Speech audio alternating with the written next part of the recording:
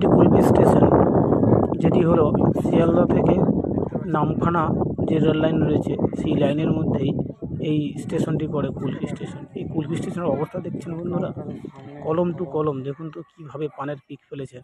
এইখানে ticket counter, তার এই নোংরার মধ্যেই মানুষজন বসে আছে। দেখুন ডাস্টবিন দেখুন একদম ভর্তি, পাশে দেখতে পাচ্ছেন প্যাসেঞ্জাররা বসে রয়েছে।